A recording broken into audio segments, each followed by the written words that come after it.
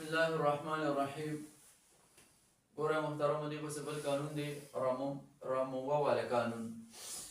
د دې قانون خلاصه داسې ده، دی وایي چې هر هغه یا چې هغه د لام کلمې په مقابله کې واقع شوي وي او ته د یا نه ماقبل مضموم وي، نو دا یا به موږ واو سره بدلو.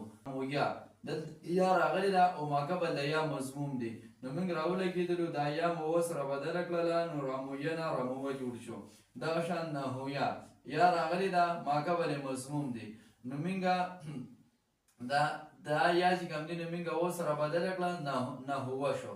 دې طریقې سره ماشوم سره اسانې صیغې وروړو، نو په دې کې ورسره اجرا کړو. ګوره محترمو د دې قانون نوم دی رخایا والا قانون.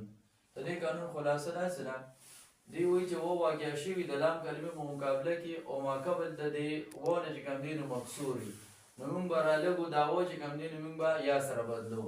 لکه ګورئ رخا ای او رخا ای او، دلته کې و راغی د لام کلمې په مقابله کې او ماقبل د دې نه چې کوم دی نو څه دی مکسور دی، نو دا و موږ یا سره بدل کړو، د دې څه جوړ شو رخا ایو ته جوړ شو.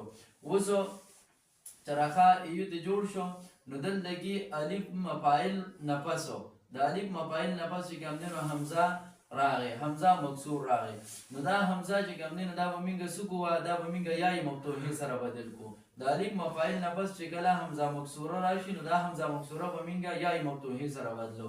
نو رخا ایو کې موږ چې دا حمزه یا مفتوحه سره بدل کړو نو رخا یا شو، رخا یا شو. نو اوس دې کې موږ کال اوله قانون لګو، دا یو یا دا متحرک ده او ماقبل مفتوح دی، نو دا یا چې کوم دی نو موږ الف سره بدله کړه نو رخا یا شو، رخا یا شو.